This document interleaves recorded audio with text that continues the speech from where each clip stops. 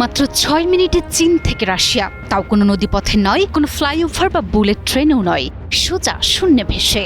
বিশ্ববাসীকে তাজ্জব বানিয়ে চীনের আকাশে প্রস্তুত হল শতাব্দীর অন্যতম সেরা ইঞ্জিনিয়ারিং বিস্ময়, বিশ্বের প্রথম আন্তদেশীয় যাত্রীবাহী ক্যাবল কার বা রোপওয়ে। আর এই রোপওয়ে দিয়েই ৬ থেকে ৮ মিনিটের মধ্যেই চীন পৌঁছে যাবে রাশিয়ায়।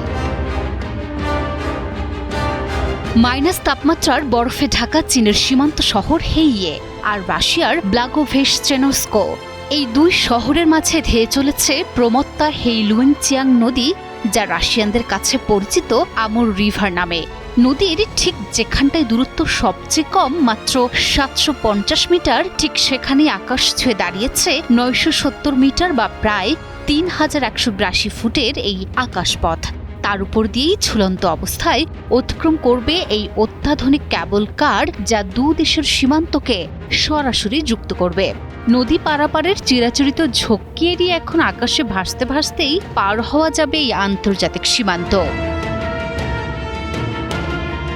প্রকল্পটির চীনা অংশের ঠিকাদার হেইয়ে ভিত্তিক জিন লংগ্যাং কনস্ট্রাকশন অ্যান্ড ডেভেলপমেন্ট কোম্পানি লিমিটেডের চেয়ারম্যান কাও সিংহং এর মতে, শূন্যে ঝুলে থাকা এই ক্যাবল কারগুলো সাধারণ গতিতেই চলবে না। AKS অর্জন করল গিনেস ওয়ার্ল্ড রেকর্ডস। AKS ঘণ্টায় প্রায় ৪৩.২ কিলোমিটার বেগে তীব্র বাতাসে ছুটে যাবে তারা। প্রতিটি বিশালাকার কেবিনে একসাথে চড়তে পারবেন ১১০ জন করে যাত্রী।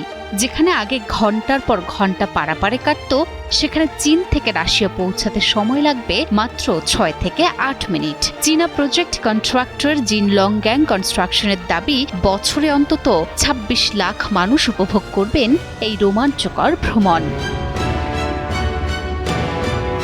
২০১৯ সালের জুলাইয়ে যে স্বপ্নের বীজ বোনা হয়েছিল দীর্ঘ ৭ বছরের মাথায়, তা আজ শতভাগ বাস্তব।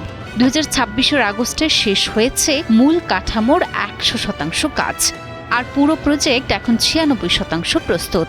সব ঠিক থাকলে চলতি ২০২৬ সালের শেষ নাগাদই খুলে যাচ্ছে এই ঐতিহাসিক আকাশপথ।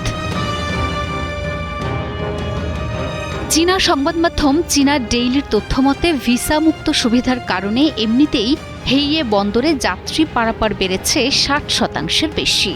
চলতি বছরের প্রথম অর্ধে সংখ্যাটা ছাড়িয়েছে ৫.৫ লাখ।